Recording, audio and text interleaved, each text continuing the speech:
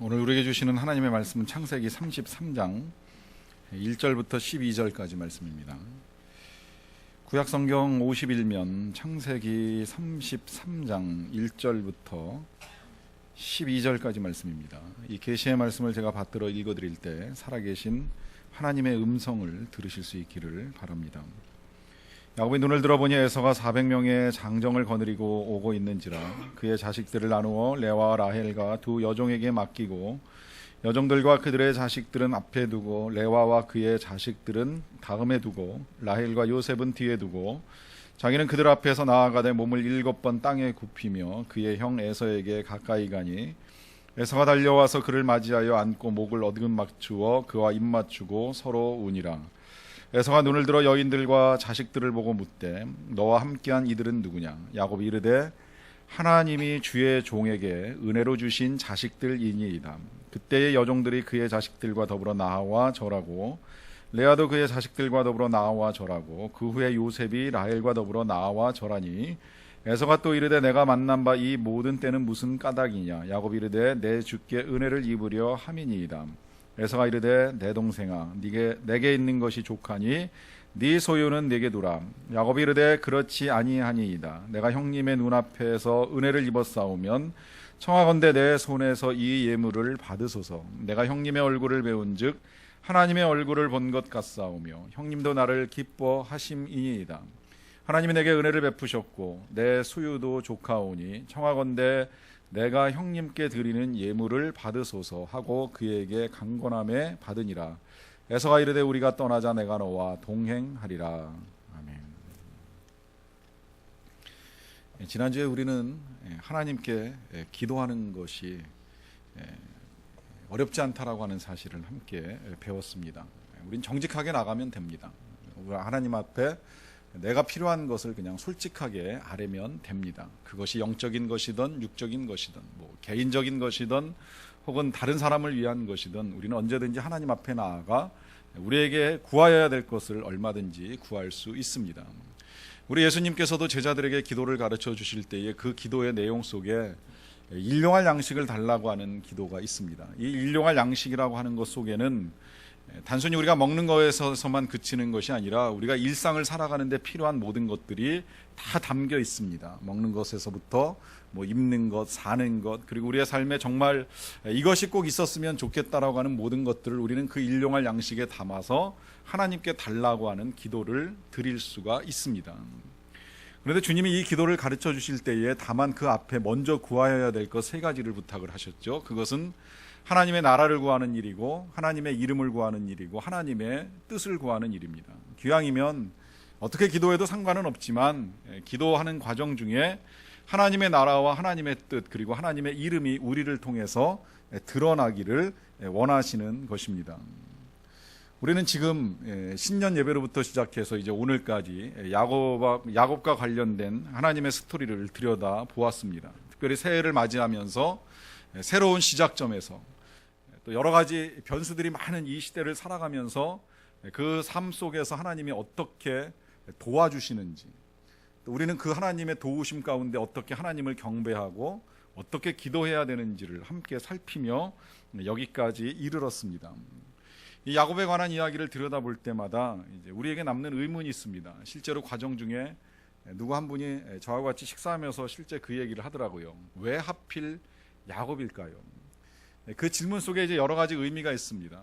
이 야곱 그러면 그의 이름 그대로 비열한 자, 야비한 자 이런 의미대로 그의 삶은 좀 비열한 면이 없지 않아 있습니다. 도대체 사람이 욕심이 많아도 어떻게 그렇게 많을 수 있을까 싶어요. 아버지를 속여가면서까지 또 형의 것을 빼앗기 위해서 쓸 수 있는 수단과 방법, 나중에 삼촌의 집에 가서도 삼촌보다 더 많은 재산을 모음으로 인하여서 눈치 보다가 도망칠 정도의 비열함이 그들의 삶에 담겨 있습니다. 그런 인생을 왜 하나님이 찾아오셔서 만나주시나, 그리고 왜 도와주시는가 하는 질문입니다. 이 질문 속에는 어쩌면 이런 우리의 생각이 있을지도 모릅니다. 이 야곱에 비하면 우린 그래도 좀 나은 인생이 아닌가. 윤리도덕적으로 그래도 우리는 그렇게까지 비열하게 술수를 쓰면서 인생을 살지는 않는데 또 한편 이런 생각도 있을 수 있습니다. 그렇게 사는 거에 비하면 우리는 야곱보다는 하나님의 은혜를 좀 덜 받고 있는 것은 아닌가, 뭔가 내 삶에는 더 풀려야 될 하나님의 은혜가 있어야 되는 것은 아닌가라고 하는 생각도 가지고 있습니다. 자, 이 질문을 놓고 먼저 우리가 생각해야 될 답, 왜 하나님께서 이 야곱에게 그토록 은혜를 베푸시는가라고 하는 것인데요. 자, 그 질문에 대한 답, 바로 그것은 하나님께서 이 야곱을 통해서 하나님을 드러내시기 원하시기 때문입니다. 야곱에게 부어주시는 이 은혜들은 결국은 야곱 한 사람만을 위한 것이 아니라고 하는 것이 시간이 지나면서 이제 서서히 밝혀집니다. 왜냐하면 우리의 인생이라고 하는 건 혼자만 가지고 살아가는 사람은 한 사람도 없습니다. 그리고 혼자 살아갈 사람도 없습니다. 우린 다 누구와의 관련성 속에서 혹은 누구와의 관계 속에서 살아가게 되어 있습니다.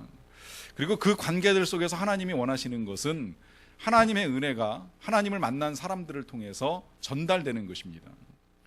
야곱을 통해서 보면 이렇습니다. 야곱과 관련된 사람 중에 라반도 있고요. 또 그 다음에 야곱의 여러 명의 아들들도 있고, 그 다음에 이제 야곱의 그 형인 에서도 있습니다.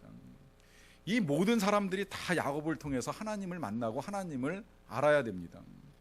예를 들면 라반 같은 경우 그의 삼촌인데, 그는 야곱을 만나기 전까지는 하나님의 하자도 들어보지 못한 사람이에요. 그는 우상 섬기던 사람입니다. 드라빔이라고 하는 우상 때문에 나중에 야곱이 도망쳐 나올 때도 쫓아온 이유가 그 우상 되찾으려고 훔쳐나간 그 우상을 찾기 위해서 말 달려 쫓아와 가지고 야곱을 만나는 일을 하게 됩니다. 만났을 때 이 라반이 야곱에게 하는 아주 기가 막힌 말이 있죠. 내가 너를 그냥 보내지 않을 수도 있었는데 간밤에 네가 믿는 하나님이 내 꿈에 나타나셔서 너에게 아무 말씀하지 말라고 하시더라. 그래서 내가 너를 그냥 보낸다라고 하면서 이 라반, 우상을 섬기던 라반이 하나님을 믿습니다. 하나님을 인정합니다. 야곱 때문에 하나님을 알게 되는 거예요. 또 야곱은 자식을 많이 낳았기 때문에 그 자식들이 다 이 야곱 때문에 하나님을 알게 되는데, 그 중에서도 이 야곱 때문에 하나님을 가장 잘 알게 된 아들이 바로 요셉입니다. 어렸을 때 어머니 없이 혼자 자라는 이 요셉을 불쌍하게 여겼던 야곱이 그가 성장하는 과정 중에 특별한 애정을 쏟아부으면서 계속 하나님에 대해서 가르쳐 줍니다. 특별히 자기가 베델 광야에서 만났던 하나님, 그리고 밧단 아람에서 도와주신 하나님, 그리고 다시 형을 만나러 올 때까지도 계속 선하게 인도하신 이 하나님에 대해서 요셉에게 계속 가르쳐 주는 일을 했습니다. 그러다가 요셉이 종으로 팔려갔을 때 요셉은 아버지께로부터 들은 하나님을 붙들고 그가 시험을 이겨냅니다. 억울하게 감옥에 들어갔지만 그 감옥 속에서도 그가 성실하게 살 수 있었던 이유는 아버지께 들은 하나님에 대한 이야기 때문입니다. 그렇게 하나님을 믿다가 요셉의 삶도 하나님과 함께 활짝 열리는 은혜를 누리지요. 그러다 보니까 나중에 시간이 다 지나고 나서 형들이 찾아왔을 때 요셉이 그 형들을 용서할 수 있었던 이유도 아버지로부터 듣고 자신의 삶에서 하나님을 만났기 때문에 가능한 일이었습니다. 이런 그 영적인 은혜들의 전달이 야곱을 통해서 이루어지는 거예요. 라반에게도 요셉에게도. 근데 그렇게 하나님의 살아계심이 전달되어져야 될 또 한 명의 사람이 바로 에서입니다.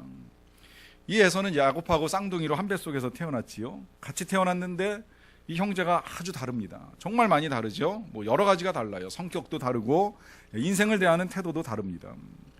가장 대표적으로 우리가 장자권을 봤어요. 이 장자권, 야곱은 아주 대단하게 여겨요. 그래서 그거 어떻게든 뺏으려고 애를 씁니다. 근데 에서는 이거 하찮게 여기잖아요. 이 성경적으로 보면 이게 정말 되게 귀한 것인데, 이 귀한 것을 귀한 것으로 알지 못하는 인생의 불행이 에서에게 있었습니다.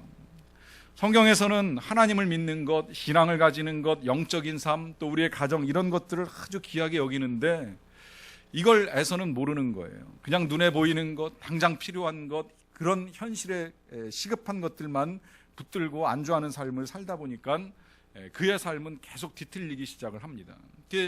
가장 그의 삶의 엉망으로 드러나는 것이 이제 가정을 이루는 과정 속에서 볼 수 있는데요. 창세기 26장 34절에 보면 이런 말씀이 있어요. 에서가 40세에 헷 족속 부에리의 딸 유딧과 헷 족속 엘론의 딸 바스맛을 아내로 맞이하였더니 그들이 이삭과 리브가의 마음에 근심이 되었더라. 이 에서가 결혼을 했는데 두 여자랑 결혼을 합니다. 근데 두 여자가 다 헷족 속이에요. 헷족 속은 이방족 속이고, 이 헷족 속은 나중에 이스라엘 백성이 가나안 땅을 점령할 때 하나님이 진멸하라고 말씀하신 7족속 중에 한 족속입니다. 이유는 우상을 섬기는 족속이기 때문에, 그것도 아주 음란하게 섬기는 족속이니까 하나님이 진멸하라 그러셨어요. 근데 이 에서가 부인을 바로 그 족속 여인 2명을 데려다가 아내로 삼습니다. 이게 이 리브가와 이삭의 마음에 근심이 되었다는 거예요. 나중에 그러니까 이 리브가가 야곱을 떠나보낼 때도 부탁하는 게 한 가지 있잖아요. 가면 다른 여자 말고 우리 가문의 여자를 만나서 결혼을 해라. 아무나 만나지 말라는 거예요. 제발 좀 좋은 신앙의 가문의 여인하고 결혼할 수 있는 길을 열어가라고 야곱에게 당부를 합니다. 이 사실을 에서도 알아요. 이 동생을 떠나보낼 때에 옆에서 이 에서가 이 사실을 듣고 알게 됩니다. 그러고 나서 다시 또 결혼을 하게 되는데, 창세기 28장 8절에서 에서가 또 본즉 가나안 사람의 딸들이 그의 아버지 이삭을 기쁘게 하지 못하는지라. 자기가 데리고 온 여자들이 부모님에게 만족이 안 된다는 걸 알았어요. 그런데 그 다음에 어떻게 하느냐면 9절에 이에 에서가 이스마엘에게 가서 그 본처들 외에 아브라함의 아들 이스마엘의 딸이요 느바요의 누이인 마할랏을 아내로 맞이하였더라 그래요. 이스마엘이 누구예요? 이스마엘은 그 아버지 이삭과 배다른 형입니다. 그리고 이 이스마엘과 이삭의 사이는 아주 좋지 않죠. 이 에서가 다시 나가가지고 또 부인을 얻는다는 것이 아버지의 그 원수 같은 형과 그 형에게서 난, 그것도 본처의 자녀가 아닌 자녀에게서 낳은 여자를 다시 아내로 맞이하는 거예요. 이것 때문에 계속해서 리브가와 이삭이 마음 상해합니다. 원래 우리가 그걸 알아야죠. 부모님이 좋아하지 않는 일, 하나님이 좋아하실 리가 없습니다. 우리가 하나님을 믿는 일 이외에는 부모님께서 기뻐하시지 않는 일을 하나님도 기뻐하신다고 생각할 수가 없죠. 근데 에서는 지금 계속 이런 선택들을 해나가는 거예요. 그의 부모의 마음에 근심을 드리는 일, 이방 여인을 선택하는 일, 하나님을 믿지 아니하는 사람들을 찾아나가는 일들을 계속 해나가고 있습니다. 여러분, 이런 에서를 보는 하나님의 마음 어떠할까요? 싫어하실까요? 그냥 내치고 싶어 하실까요? 아니지요. 이럴지라도 하나님은 에서를 사랑하십니다.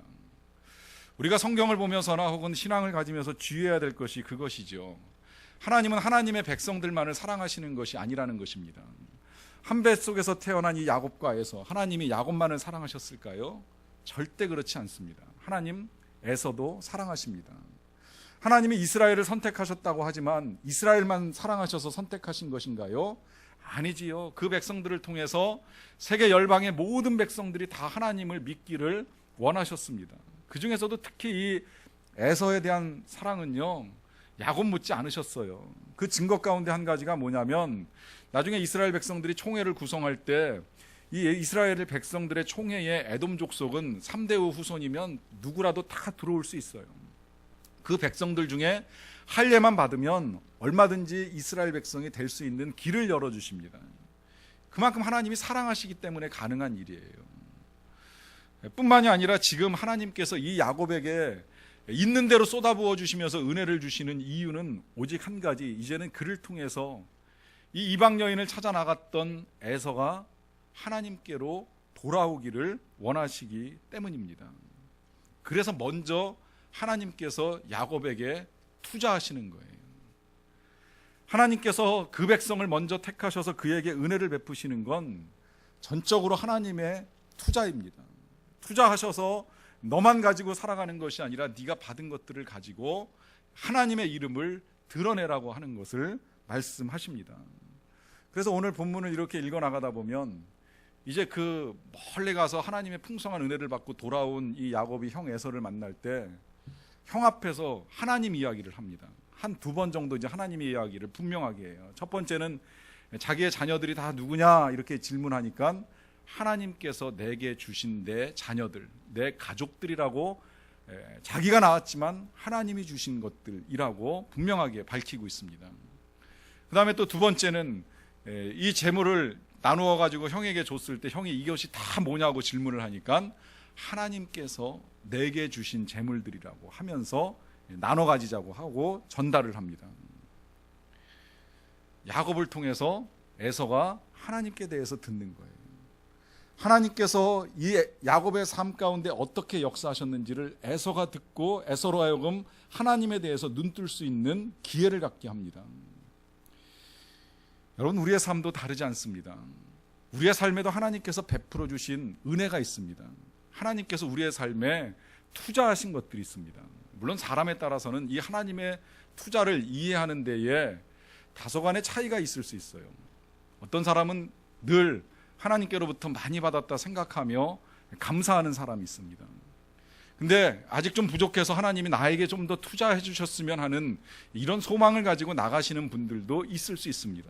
여러분, 이때 우리가 주의해야 될 것은 없는 거, 필요한 것만 자꾸 헤아리면서 하나님 나에게 더 투자해 주세요라고만 말씀하지 마시고 일단 있는 거, 남은 거 다시 좀 헤아리는 작업들을 해나가세요.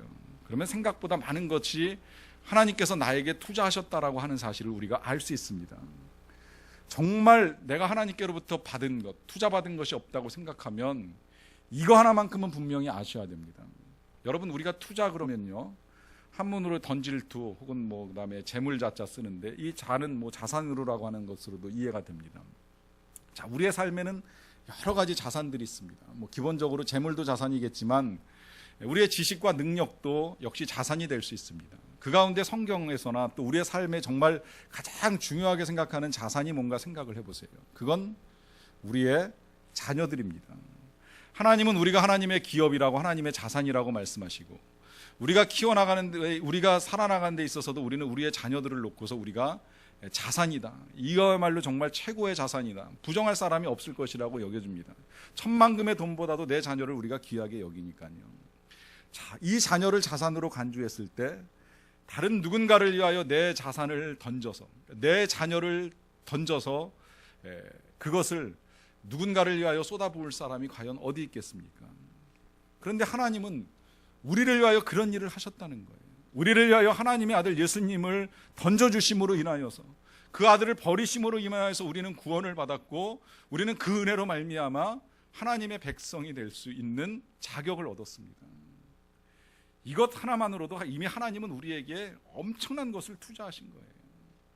우리의 구원을 위하여 우리 같으면 전혀 내어놓을 수 없는 아들을 주심으로 인하여서 투자하시고, 그 투자를 통해서 우리가 하나님의 백성이 되게 해 주셨습니다. 왜 그럴까요?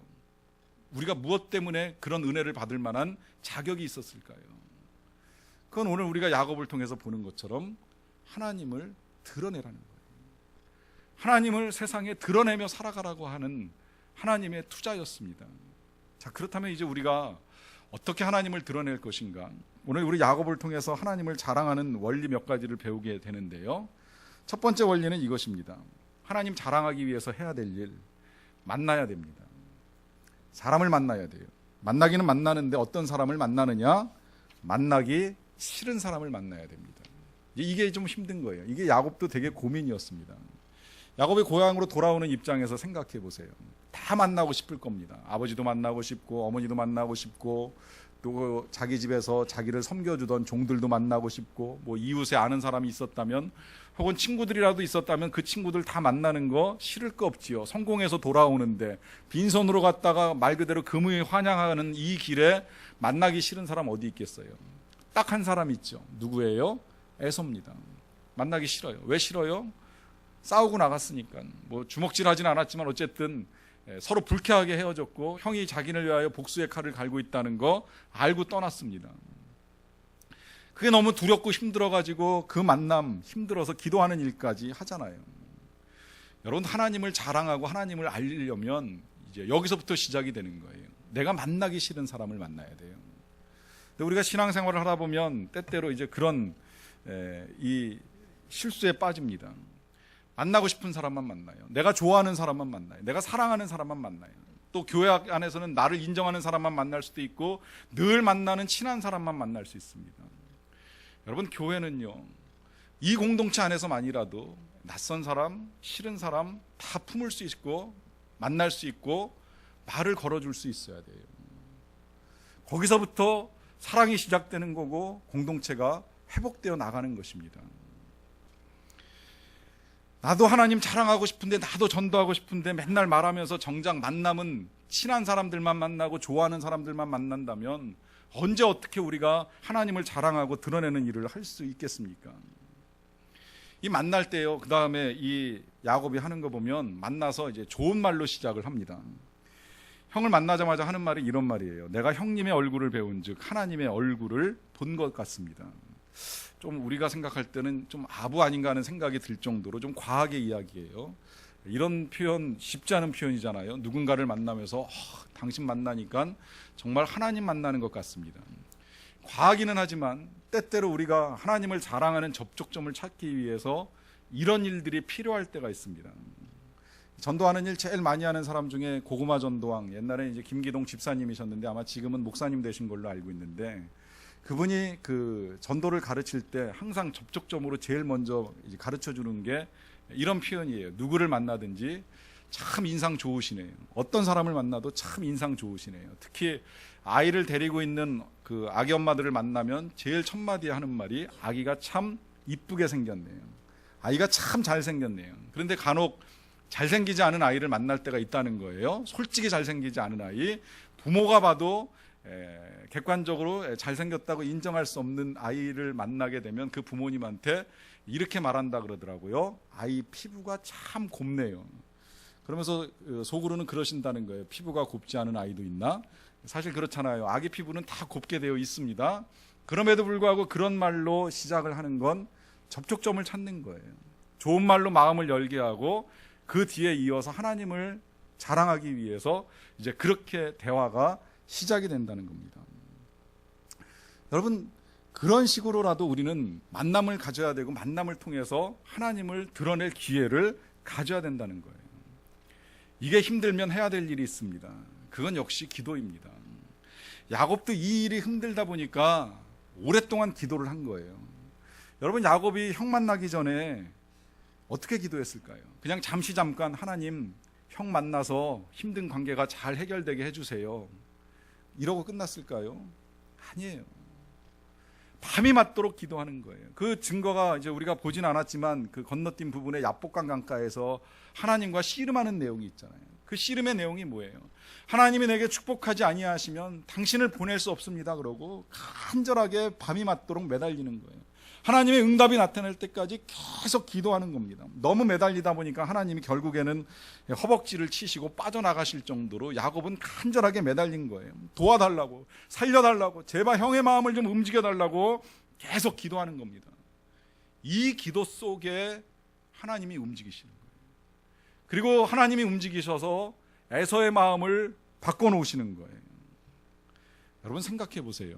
하나님을 모르는 사람들의 마음이 그렇게 쉽게 움직일까요? 때때로 매일 교회에 나와도 안 변하는 분들을 만나게 됩니다. 매일 말씀을 들어도 안 변하는데 하나님을 모르는 사람이 어느 날 갑자기 하나님에 대해서 들었다고 해서 하루아침에 하나님께 나아올까요? 안 됩니다. 시간이 필요합니다. 기도가 필요합니다. 간절한 기도가 필요합니다.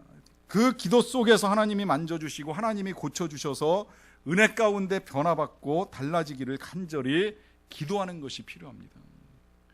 전도가 어렵다는 건 우리가 기도하지 않기 때문이고요. 전도가 쉽다는 건 기도하며 나아가면 쉬울 수가 있습니다. 저희 장모님이 지지난 주간에 많이 편찮으셨는데 제가 못 가보고 지난 월요일 쉬는 날 잠시 가서 배웠어요. 뵈니까 많이 좋아지시긴 하셨는데 이런 기도를 드리신다는 말씀 하시더라고요. 전도를 다시 시작할 테니까 하나님께 건강을 달라고 하는 기도를 드리시는 겁니다. 몸이 아프다 보니까 전도 못하고 또 전도를 안 해서 그런가 하는 생각이 들어서 하나님이 건강 주시면 다시 전도를 하겠다고 하는 기도를 드리면서 이제 몸을 추스리고 계시는 중이셨어요. 열심히 기도를 하다가 하나님께 이런 기도를 더 하게 되더라는 거예요. 기왕이면 건강만 주시는 게 아니라 함께 전도를 하며 나갈 수 있는 동역자를 주십시오. 함께 전도할 사람을 허락해 달라고 하는 기도를 드리셨다는 거예요. 한참 기도를 하시다 보니까 하나님께서 영감으로 주신 사람, 그러니까 보여주신 누구와 함께 하라고 하는 이제 권사님을 떠오르게 해주셨어요. 그 권사님은 그 장모님하고 한 교회를 다니시는 분은 아니셨는데 이제 제가 여기서 교회를 개척한다는 말씀을 듣고 3년 전에 우리 교회에서 사용하라고 성경책도 한 50여 권 이렇게 기증해 주신 분입니다. 그분과 함께하라고 하는 말씀을 이제 듣고 찾아가서 만나셨어요. 만나셔서 전하셨습니다. 같이 전도할 생각이 없냐고. 그랬더니 그분이 그제서야 이제 대답하시기를, 원래 화곡동에 사셨는데 이 자양동 쪽으로 이사를 오시고 나서 전도 행상 못하고 있는 게 마음에 걸렸는데 권사님 말씀하시니까 당장 시작하죠. 뭐 다음 주부터 일주일에 2번 이상 만나서 전도를 시작하시겠다고 약속을 하셨다 그러시더라고요. 어떻게 이런 일들이 일어납니까? 기도하니까 열리는 거예요. 기도하니까 건강도 회복하고, 기도하니까 동역자도 만나고, 기도하면서 이제 하나님을 자랑하고 드러내는 길들을 열어가는 일들을 하십니다. 여러분, 이러한 일들을 하기 위해서 때때로 우리에게 투자가 필요합니다. 오늘 야곱이 하나님을 드러내잖아요. 하나님께서 내게 주신 자녀들입니다. 하나님께서 내게 주신 재물들입니다. 그렇게 하나님을 드러내는 과정 중에 야곱이 또 하나 하는 일은 뭐냐면 하나님께서 주신 것들을 형하고 나누는 일을 합니다. 이런 투자가 때로는 우리가 하나님을 드러내놓는 일에 필요하다라고 하는 거예요. 저는요, 우리 교회학교의 학부모들을 만나서 여러 가지 이야기를 나눈 중에 제가 잊지 못하는 부모님이 한 분 계시는데 언젠가 그런 말씀을 저한테 하시더라고요. 내 아이에게 이 성경을 가르치기 위해서 보낼 수 있는 사교육 기관이 있으면 한번 보내보고 싶다 하는 말씀을 하셨어요. 좀 특이하죠? 우리가 우리 자녀들에게 뭐 가외도 가르치고 학원도 보내고 하는 일을 하는데 아이에게 성경을 가르쳐주기 위해서 사교육 기관이 있으면 보내고 싶다라고 하는 생각을 하는 건 쉬운 일이 아닌데 그런 소원을 가진 부모님이 계시다는 사실 참 되게 당시에 은혜를 많이 받았어요. 그런데 어제 성경학교를 진행을 했는데 어제 성경학교 시간에는 제가 우리 아동부 아이들 한 명 한 명을 다 붙잡고 그 아이들이 제가 있는 공간에 들어오면 하나님 주시는 말씀을 뽑고 그 말씀을 제가 약간 설명해 주고 나서 그 아이를 축복하며 기도해 주는 시간을 가졌습니다. 근데 그 아이가 이제 들어와 가지고 말씀을 뽑았어요. 뽑은 말씀이 이런 말씀입니다. 나를 사랑하는 자가 나의 사랑을 입을 것이요 나를 찾는 자가 나를 만날 것이라. 뽑았길래 물어봤어요. 무슨 말인지 알겠니? 알 것도 같고 모를 것도 같다 그러더라고요. 그래서 설명을 잠깐 해줬습니다. 네가 하나님을 사랑하면 하나님이 너를 더 많이 사랑해 주실 거고 이제 네가 기도하면 하나님이 너에게 나타나서 네가 구하는 것들을 다 응답해 주시겠다는 약속이다. 이렇게 제가 간단하게 설명을 해줬어요. 그랬더니 이 아이가 초록 눈망울로 저를 보면서 하는 말입니다. 저 원래부터 하나님 되게 사랑하거든요. 저 진짜 하나님 사랑해요. 근데 그 고백이 진짜 하나님께 드리는 너무 진실한 고백으로 보이는 것이 그 아이가 그렇게 사랑스러울 수가 없더라고요. 아니, 저도 사랑스러운데 하나님 보시기에 이 아이가 정말 얼마나 이쁘고 사랑스러울까 하는 생각이 드는 거예요. 저는 한껏 축복을 해줬고 그리고 기대가 커집니다. 정말 이 아이가 성장하는 과정 중에 얼마나 많은 하나님의 은혜를 받게 될지, 그리고 얼마나 많은 하나님의 그 사랑 속에서 풍성하고 형통한 삶을 이루어갈지. 왜 그것이 가능할까요? 정말 그 부모가 사교육을 시켰는지는 잘 모르겠지만 부모의 믿음에 따르는 투자가 있습니다. 부모는 그 아이를 위하여 기도하며 그 아이에게 쏟아부어 줄 수 있는 영적 모든 자산들을 다 지금 투자하고 있는 겁니다. 그 투자의 결실들이 그 아이의 삶 가운데 그 귀한 신앙의 고백으로 그렇게 드러나는 것입니다. 우리가 하나님을 자랑하는 일의 또 하나의 중요성은 이 일을 통해서 자랑하는 자의 기쁨과 유익이 배가 된다라고 하는 점입니다. 우리가 자랑 그 자체로도 기쁨을 얻지만요, 자랑을 통해서 얻는 유익도 있습니다. 어제 말씀 준비 다 끝나고 저녁에 들어갔더니 제 아내가 이 글로벌 성공 시대에 본 이야기를 잠시 해주더라고요. 간단하게 이야기하자면 어쨌든 글로벌로 성공한 캐나다의 한 사업가인데 그 사업가의 부모님이 목회자이셨다라고 하는 점, 이제 그 점을 이제 겸해서 이제 이야기를 해주더라고요. 부모님이 목회자이셔서 그렇다는 생각은 하지는 않습니다만은 신앙으로 살았던 부모의 그 자녀가 누리는 이제 유익과 은혜들을 놓고 생각을 해보는 겁니다. 저는 이 주간에 그 하나님의 대사로 알려진 김하중 대사의 그 책을 읽으면서도 똑같은 공감을 하기는 했어요. 김하중 대사가 하나님을 섬기고 하나님을 자랑하는 삶을 살 때 그의 자녀들이 형통케 되는 은혜를 누리는 것들이 책 속에 같이 겸해서 담겨져 있습니다. 이 김하중 대사가 좀 특별한 것은 2002년부터 2008년까지 6년 반 동안 중국 대사로 우리나라 1개국에는 최장수 대사로 일을 하게 되는 거예요. 하는데요. 처음부터 끝까지 책에서 하나님을 자랑합니다. 하나님께 기도하고 기도한 대로 하나님을 드러내고 살아가는 삶을 통해서 그가 보여주는 이 하나님의 이름 알게 됩니다. 그는 이 중국에서 그 기업하시는 분들이 어려움을 겪을 때마다 도와주는 과정 중에 꼭 두 가지를 부탁을 해요. 중국을 사랑하고 그 다음에 하나님께 기도하십시오. 그럼 해결될 거라는 거예요. 이게 실제로 한 기업가가 중국 사람하고 동업해서 사업을 크게 벌리다가 중국 사람한테 그 사업을 뺏길 위기에 놓여가지고 이 대사를 찾아왔는데 부탁하는 거예요. 절대 미워하지 말고 끝까지 중국 사람들 신뢰하고 사랑하면서 기도하면 해결될 겁니다. 실제 그 말을 듣고 그 사장이 그렇게 쫓아가서 해결을 해나가는데 마지막에는 그 사업을 넘기기는 넘기지만 헐값에 뺏기는 것이 아니라 받을 수 있는 가격을 풍성하게 쳐서 받고 정리를 잘 하고 편안하게 우리나라로 돌아오는 일을 하게 됩니다. 이런 일들이 가능한 건 그가 하나님을 사랑하면서 또 중국 사람들을 사랑하면서 이 귀한 일들을 이루어가기 때문입니다. 이 김하중 대사가 책에서 당부하는 말씀이 있습니다. 크리스찬인 우리 모두는 다 하나님의 대사입니다. 하나님께서 우리의 일터와 삶의 자리에 하나님 나라의 대사로 우리를 파송하셨습니다. 회사원은 자신의 회사에서, 교사는 자신의 학교에서, 공무원은 자신의 부서에서 하나님의 대사로 파송한 것입니다. 여러분, 오늘 우리가 살아가는 이유, 하나님께서 우리에게 은혜를 베푸시는 이유, 그 아들 예수님을 우리에게 주신 이유, 그 모든 것들이 다 하나님을 자랑하라 하심입니다. 이 귀한 사명들을 잘 이루어갈 수 있는 저와 여러분들이 다 되시기를 간절히 축원합니다. 같이 기도하시겠습니다.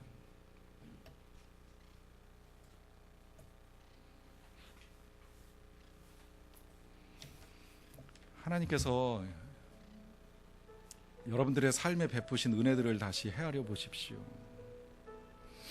무엇보다 그 아들 독생자 예수 그리스도를 우리를 위해, 여러분을 위해 주셨습니다. 아낌없이 주셨습니다. 왜 주셨을까요? 받을 만한 자격이 우리에게 있었을까요? 우리에게 어떤 공로가 있었을까요? 그 아들과 함께 우리가 살아가는 데 필요하다면 지금도 주님은 우리의 작은 신음에도 귀 기울이시고 필요한 것들을 채우시고 은혜로 허락하시는 하나님이십니다. 그 모든 것들을 우리에게 주신 이유, 그것은 하나님을 드러내고 하나님을 자랑하라 하심입니다. 여러분, 이 시간에 그렇게 기도하셨으면 좋겠습니다. 나의 삶이 하나님을 드러내는 삶이 되기를 원합니다.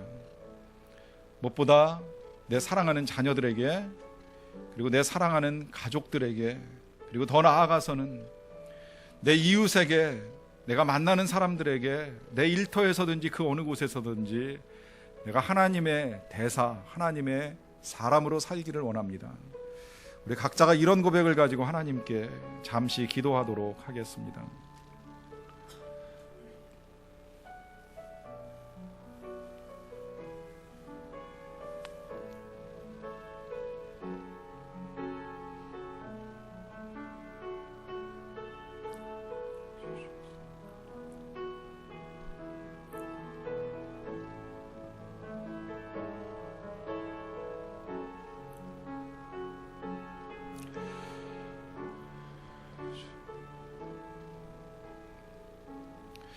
우리에게 주신 하나님의 은혜와 사랑을 헤아립니다.